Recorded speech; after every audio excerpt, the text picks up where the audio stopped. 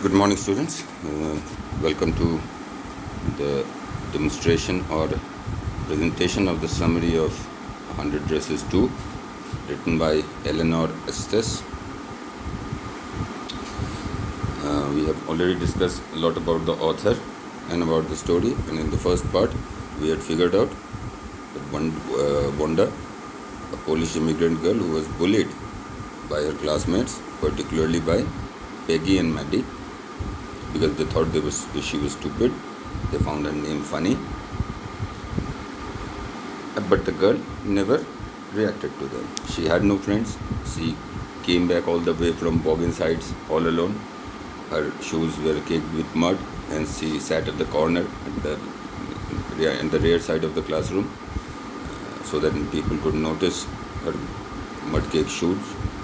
She had only a single dress, and they played a game of where they asked how many dresses she had, to which she inevitably replied, or inadvertently replied, that she had 100 dresses and 60 pairs of shoes. That made them laugh because they didn't believe her. But it was for some time that she had stopped coming to the school, but nobody had noticed other than Peggy and Maddie, because Peggy had played this dress game with her. And there was a drawing competition in the school in which Wanda submitted 100 entries, and all of them were unique and beautiful, and she won the contest. That is the story. So we'll pick up the part 2 exactly from where the paintings were displayed in the classroom, room number 13.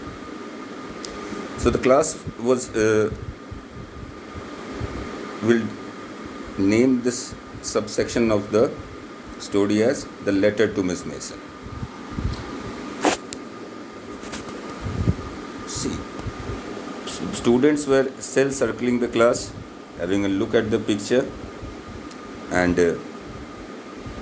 but the school monitor suddenly came from the principal's office and informed Miss Mason that he was carrying a note, and it was for her. Miss Mason read the note several times, right? And she became very thoughtful and serious. It was a letter from Wanda's father, Mr. Jan, or Ian. Actually, it is Ian Petronsky. They pronounce J as Y or I. So it's Ian Petronsky.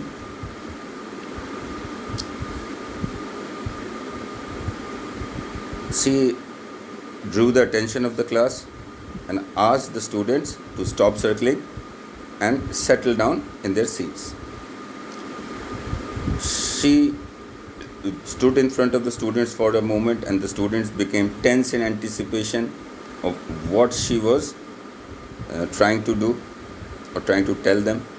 Miss Mason kept the surprise on. She deliberately made the students delay so that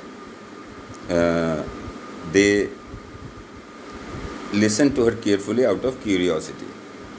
It was a brief note from Wanda's father, Ian Petronsky, in which the note stated, "Dear teacher, my Wanda will not come to your school anymore, and my son Jake too. They were moving to a big city, so he didn't want any more nonsense spoken to his children, and nobody would make fun of their name. And the purpose of selecting a bigger city was that bigger city is multicultural. People don't really bother about no name is strange over there. People from all ethnicity and groups stay in the big cities or metro cities. Hence, he was moving out. He couldn't tolerate the way his children were being treated in the school." After she read the letter,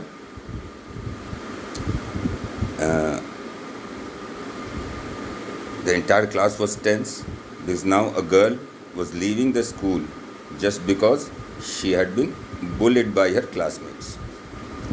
The entire class was stunned in silence. Right? Then Miss Mason took off her glasses very seriously, wiped the glasses with a handkerchief, and then she spoke in a very low voice. She said, you people are young, and I know none of you purposely or deliberately tried to insult her or bully her. Right? Just because somebody's name is unfamiliar, I know my children don't have that ethics to hurt somebody because of that. So it was not purposeful, that I know. But it is definitely a case of thoughtlessness. You didn't give a thought to that your behavior might hurt someone. Had you given a thought about on that prospect, you wouldn't have behaved with a child like that just because she had a funny name or just because she was poor. So the thing that has happened is very unfortunate, and I want all the children to think about it. That was Miss Mason's reaction. Now Maddie especially felt bad. As you know, in the first part of this chapter, you see Maddie was not very different. Maddie's financial condition was not very different from Wanda's. So she realized Wanda must be feeling bad, but she was particularly upset that she knew that Wanda was upset, was being hurt, and she didn't take a stand for her. She couldn't pay attention to her studies for the next few periods. She was had a very sick feeling about herself. She was ashamed of her. But the fact that she didn't oppose the mistreatment made her as bad as Peggy, or even more. Actually, Wanda was more at fault compared to Peggy, because Peggy was unmindful of the fact that she was hurting someone, while Peggy knew Wanda was being hurt, but she couldn't do anything. So now she had decided, she just hoped initially that she would go down to Boggins Heights and apologize, say sorry to Wanda for not taking a stand for her.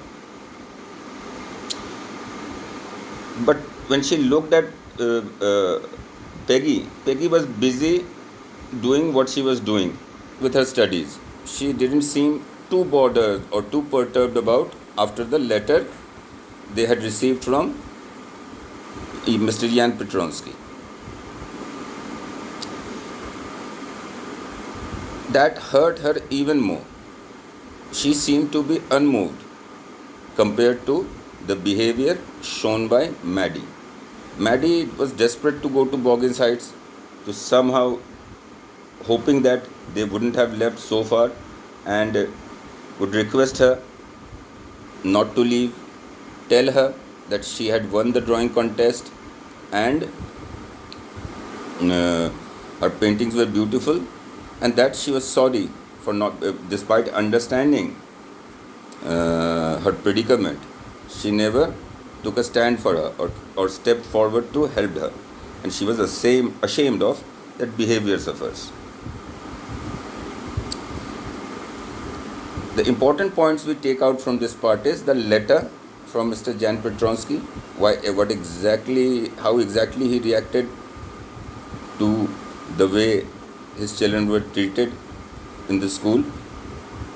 That is important point. We will discuss the mindset of that person, how you see your children feeling helpless, insulted, just because they belong to some other community or a community that the people were not familiar with, and they were being pulled down for being poor. We can have to analyze the mindset of Mr. Jan Petronsky. Second thing, how Miss Mason handled it. Did she handle it smartly enough that the students actually felt bad? Now Maddie could tell about herself and maybe of Peggy, because she was best friend of Peggy, but I am sure all the students realized the behavior was not good. Why? Because Mrs. Mason, as a mature woman, realized that they are children. They are not some racial bullies. They just thought it was fun laughing at someone because they are different, and they were doing it in groups. So, well, if our number is large, so how can our action be wrong? But it was thoughtlessness, and that was the right word she used. They should have been thoughtful enough to understand their behavior or their joke may hurt somebody, right? So this will be for this video. I will come back again with the next one. Till then, all of you take care. Goodbye.